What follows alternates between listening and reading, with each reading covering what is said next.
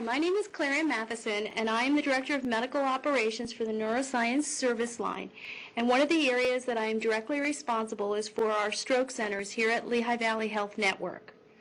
I'm here today with Erin Conahan, who's our clinical nurse specialist, and both of us are providing a brief stroke update, talking specifically about our stroke alert program and the use of IV tPA to manage acute stroke neurologic emergencies.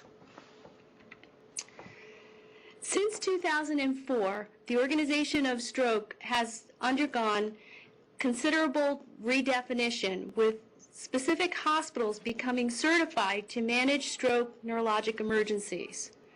So in 2004, we started to certify primary stroke centers, and then in 2012, we added comprehensive stroke centers, which function to provide tertiary services. As you can see on the left, primary stroke centers provide a variety of ways of taking care of patients, but their mainstay is having an emergency department that can quickly diagnose, triage, and begin treatment with IV tPA, which is the only FDA-approved medication to reverse ischemic stroke. Primary stroke centers are also capable of keeping patients on site and continuing the stroke workup, focusing on preventative care, risk factor modification, and aggressive use of rehabilitation to help stroke survivors re-enter the community.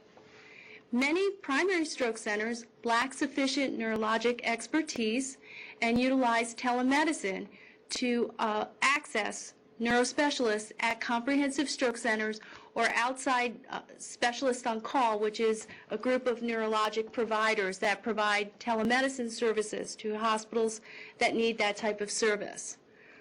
On the right, you can see the differences that a comprehensive stroke center can provide. So starting in 2012, the Joint Commission started certifying comprehensive stroke centers. These are generally tertiary academic or community hospitals with substantial resources to manage complex stroke emergencies. Some of the eligibility requirements include having full neurosurgical support, having access to endovascular specialists that can assist with advanced endovascular revascularization procedures, as well as the ability to manage hemorrhagic stroke in treating aneurysmal and intercerebral hemorrhage. These centers also have neurologic ICU capabilities with specialized staff to manage patients, have advanced imaging. They may also be the site that provides telemedicine to other spokes or smaller hospitals that participate with referring patients. And they also work on preventative care and risk factor modification and measuring outcomes and data for stroke patients. In July of 2015, we introduced a third level, acute stroke ready hospitals. These hospitals have emergency departments that can treat initially stroke patients but then move patients out. Presently, we do not have any acute stroke ready hospitals in the state of Pennsylvania. The current landscape, if you looked at a map of the state of Pennsylvania, this gives you a perspective. There are presently 98 primary stroke centers that are listed on the Department of Health website. These centers, as mentioned in the previous slide, provide basic stroke emergency care. Some of these centers may have endovascular capabilities, but most of these centers refer to the yellow stars, which you'll see, which are the 7 comprehensive stroke centers in the state of Pennsylvania. For your reference, those 7 comprehensive stroke centers are Lehigh Valley Cedar Crest, Hershey Medical Center, University of Pennsylvania, Thomas Jefferson University, UPMC to the west in Allegheny, and then Abington Hospital. So as you can see, those 7 comprehensive stroke centers provide tertiary support to a variety of the blue dots, which are our primary stroke centers, which can be found on the Pennsylvania Department of Health website. Since 2009, Telestroke has become increasingly popular to help bridge gaps in coverage with neurologic expertise. Telestroke allows us to virtually take care of that patient. So utilizing a cloud, we're able to share radiographic images. We're also able to then almost Skype-like in with the team on site with our neurologist who can be anywhere, from physically in the hospital to at home in their home at nighttime. They're able to assist the on-site team with performing a comprehensive assessment. We're able to decrease the time to treatment in that that patient can have a treatment plan established and treatment begun at the spoke site. It allows the patient or family to be introduced to a member of the team that will be taking care of them when they arrive at the tertiary site. It also allows us to partner with the physicians in their community to decide what is the best fit for that patient. If no further treatment is expected and the hospital is comfortable and has ICU support, then that patient can be kept close to home, close to relationships that they have with community physicians. Depending on the services available at that primary stroke center, that patient may require transportation to the Comprehensive Stroke Center. And we'll talk a little bit more about the important role that transport of these patients does in allowing us to continue the treatment. So Stroke Alert. Stroke Alert is our mechanism here at Lehigh Valley Hospital to activate additional staff to assist in the diagnosis and intervention of an acute stroke patient. We have, in the last couple of years, encouraged our pre-hospital partners to begin this in the field with pre-notification and calling a pre-hospital stroke alert so that we can have the team standing by upon that patient's arrival and can really fast track that patient to CAT scan and to physician assessment so that we can begin the treatment earlier. So the total goal of the stroke alert process is sort of like your fast pass. We want to expedite that workup and we want to shorten the time to treatment. Presently, goal for door to treatment is 60 minutes, but many centers have already reduced that under 45 minutes and some as low as 20 minutes. So this busy slide depicts the algorithm that a stroke alert patient would undergo. So patients come to us from a variety of portals. They can be either self-presenting to the ED, coming through the waiting area. They can be brought in by an ambulance, or they can be brought in by our MedEvac. All of these will trigger a stroke alert process, a ESI of 2 for our ED nurses, and again, coordination of services so that we parallel as many processes as possible to get the data that's needed to make decision making. So as you can see here, target for physician to patient is less than 15 minutes, door to CAT scan and read in less than 45. We are rapidly checking labs and not holding up treatment unless there is a medication that needs to be safely assessed before treatment, and then beginning the mix of IV tPA and starting that IV tPA as quickly as possible. So as you can see on the bottom of the slide, the target for primary stroke centers is to have 50% of the patients receive tPA within 60 minutes. And there are some exclusions if the patient has medical conditions that warrant additional workup or stabilization before you begin treatment. But this really drives that, making sure you have systems that support the rapid deployment of resources and treatment of these patients. So what is tPA? So tPA was approved for the treatment of stroke by the FDA in 1996. And this is a natural human tissue type plasminogen activator molecule that allows the clot that is blocking the blocked blood vessel in an ischemic stroke to be kind of almost like Drano, blown apart and reestablish blood flow. It has a short half-life of 5 minutes, and it is cost per dose is $4,000 per dose. This can also be replaced by the supplier if we mix it and for some reason we find a reason not to give that tPA. So this clot-busting medication, only one that's approved for stroke patients, can be administered within the first 3 hours and then it can be given in certain circumstances out to 4.5 hours. So what this means for patients is that when you administer this medication, there is a good chance that this will help patients to get back to normal or nearly normal, or to have some improvement at 90 days out versus no improvement. Now, this busy slide that you see with all the people shows you how this medication, how effective this medication is. And you can see that there's about a 30% chance that this medication will improve your outcome. So it's not the best medication out there, but it's the only one that's FDA approved currently. The trick with this medication is to give it as close to the onset of stroke symptoms, because the further out you get, the less effectiveness that you get from this particular medication. For patients that are a candidate for IV TPA, there are some things that have to be considered in the workup phase to rule them in for this to be given safely. So first of all, the onset of symptoms is extremely important as we decide whether they're within that 3-hour window for safe administration of IV TPA. This question requires a lot of discussion with witnesses that are on site, because many times patients are not the most reliable source of information when they're having a neurologic problem. We only give this in ischemic stroke patients, so a CAT scan is always done to rule out hemorrhagic stroke. The patient needs to be over 18 years of age.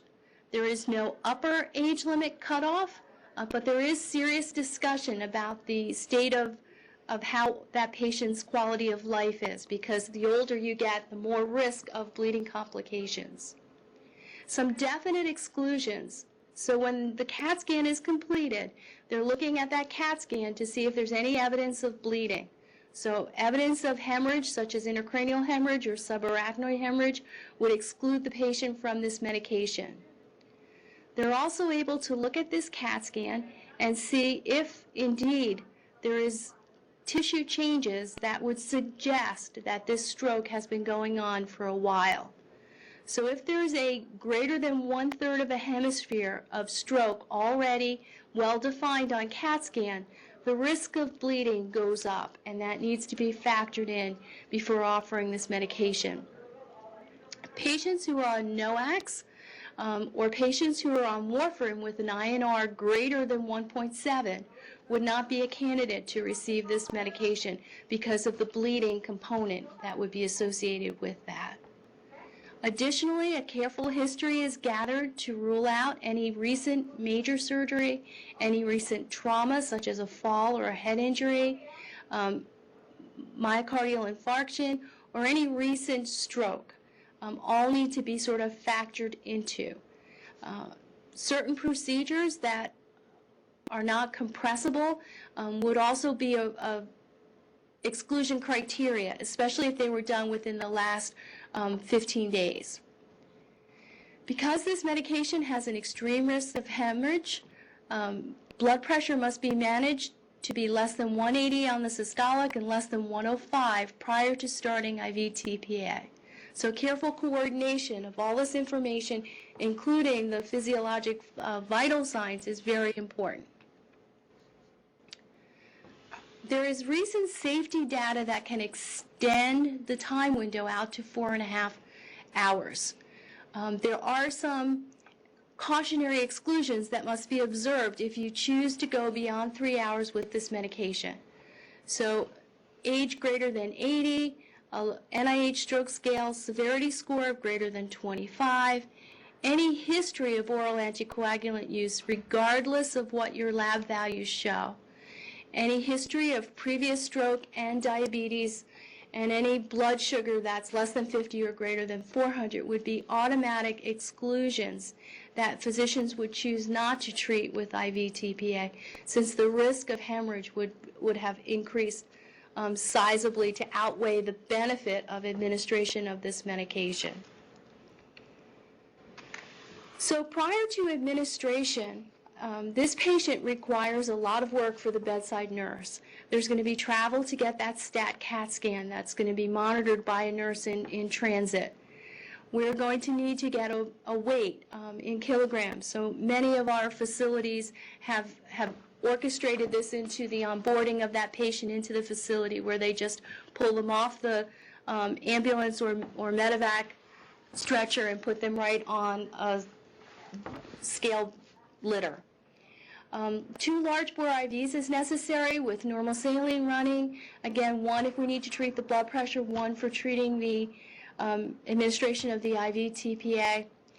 In our facility, we've inserted Foley catheters if possible before the startup of the tPA, since if there's any trauma with insertion of that catheter, there seems to be less bleeding complications. We need to have a dedicated IV pump or syringe pump that would allow us to carefully deliver the IV tPA.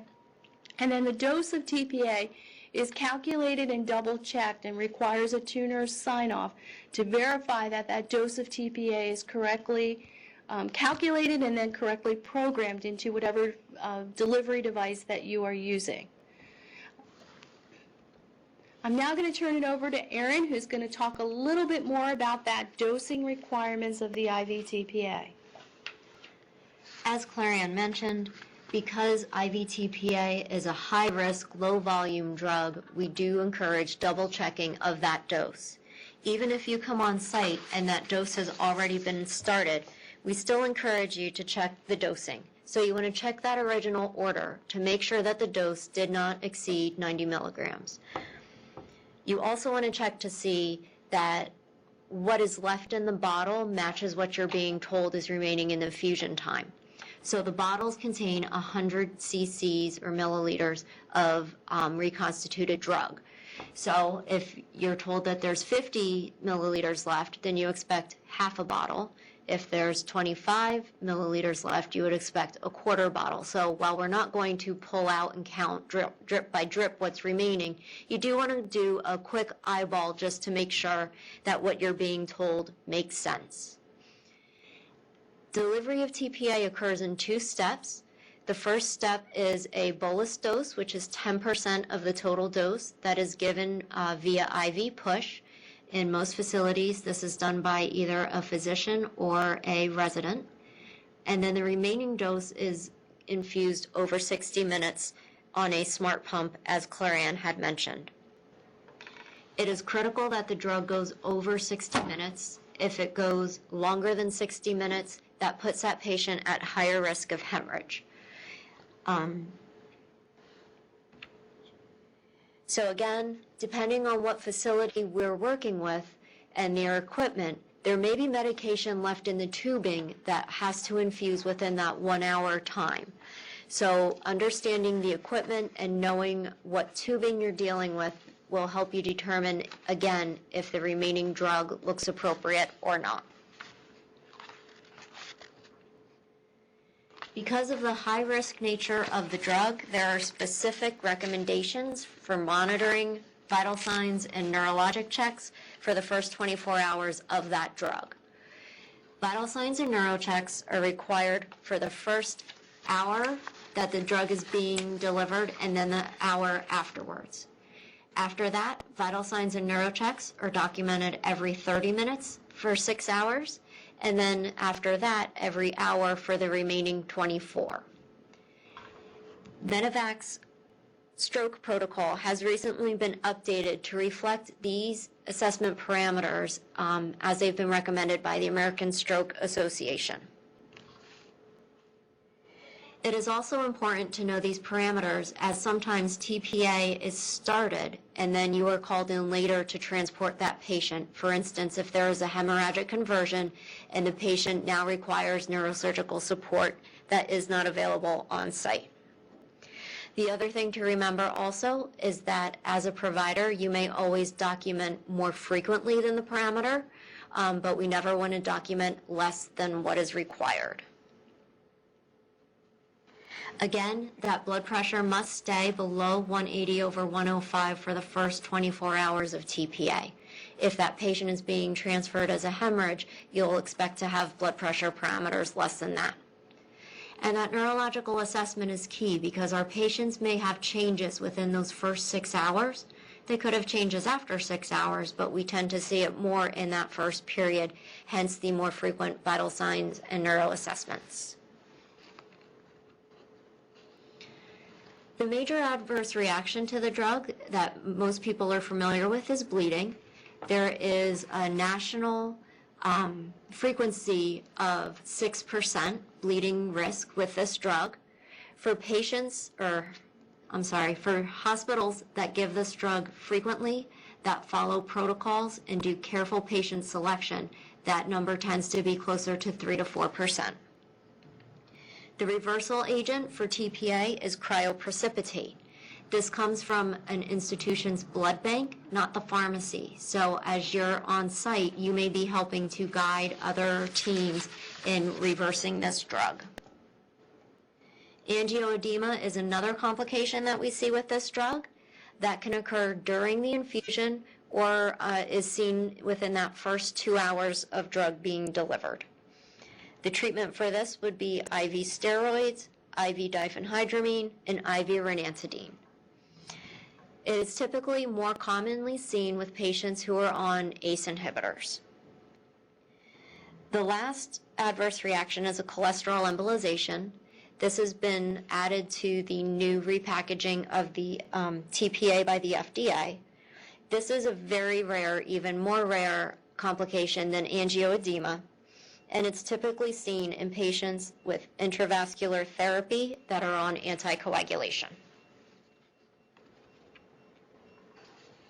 If there is any change in that patient after that TPA assessment, any neurological worsening, so whether that patient has a new complaint of headache, they start with nausea or vomiting, have an acute change of mental status, worsening of symptoms, or uncontrolled hypertension, we want to stop that TPA immediately and either call medical command or call the neurological specialist for further orders. Again, if their blood pressure is greater than 180, we need to treat that. Less than 110, we need to consider whether or not to either give more fluids or start a pressor. We'll talk about establishing goals for blood pressure with the provider, but as a team, assuring that antihypertensives are available to keep the patient safe during transport. The medications that are typically used to treat hypertensive emergencies in these patients are labetalol, usually a dose of 10 to 20 milligrams IV push over 1 to 2 minutes, and that's for systolic blood pressure, again, greater than 180. You can repeat that every 10 to 20 minutes for a total dose of 150 milligrams. Typically, we see 1 or 2 doses of IV labetalol given prior to initiation of a nicardipine drip. Nicardipine is initiated at 5 milligrams per hour and is titrated by 2.5 milligrams every 5 minutes until you reach your parameter. The maximum dose of nicardipine is 15 milligrams. Once you reach your target blood pressure with nicardipine, assess for the ability to titrate the drug down. It very often accumulates, and we see rapid decreases in that patient's blood pressure, which can lead to worsening symptoms. Another reminder, if TPA is already started and you're now having to give something for blood pressure, if that blood pressure is greater than 180, you must pause the TPA until you are under that goal. Critical care transport. When we talk to our outside partner hospitals, we always advocate for our MedEvac colleagues to transport these patients. We know the care and dedication of our colleagues to caring for this patient population. We want to make sure that we have a confirmation of goals before leaving the outside facility, so we want to know those blood pressure parameters.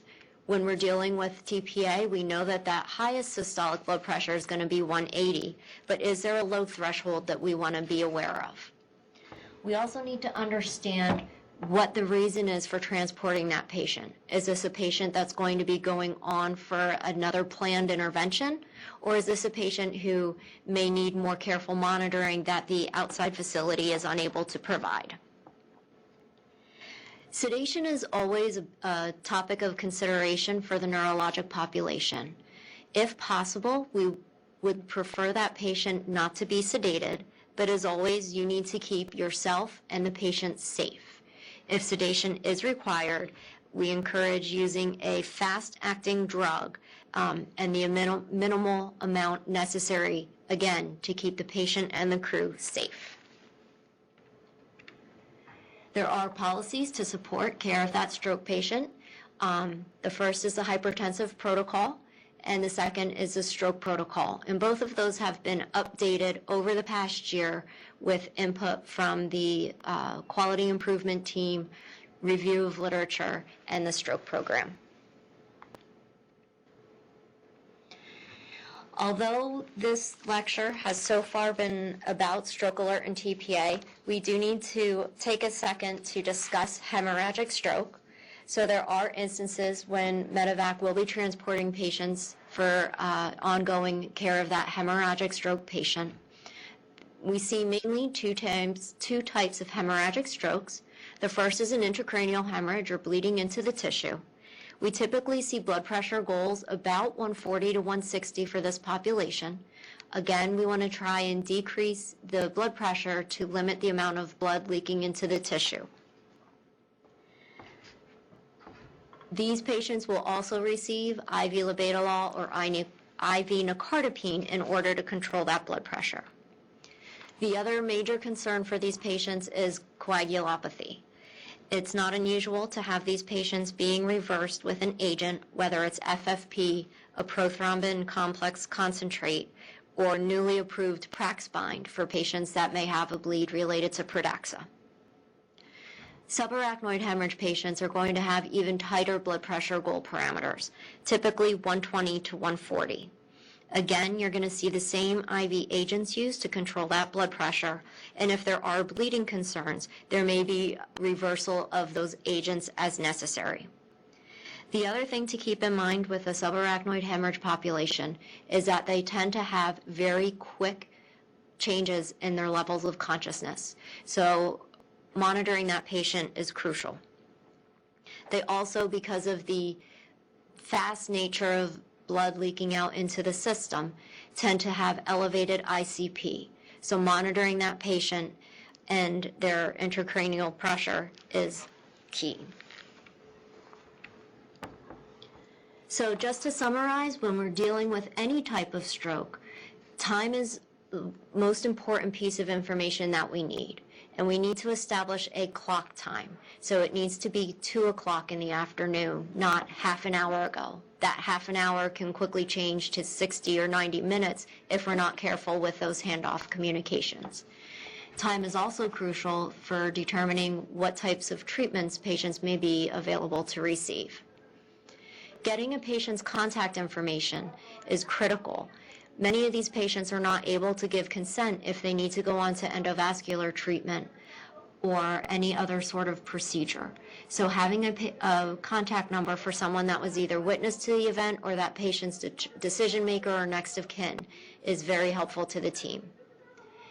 Blood pressure, again, is a critical element that we need to be monitoring, and we want to keep that pressure for that ischemic stroke less than 180 over 105 in that first 24 hours, or whatever parameter is given to you by the referring provider.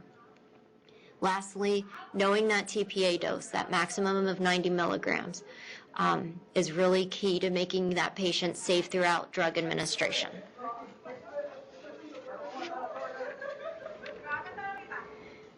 Thank you for your time, and thank you for the care you take in delivering our patients to us.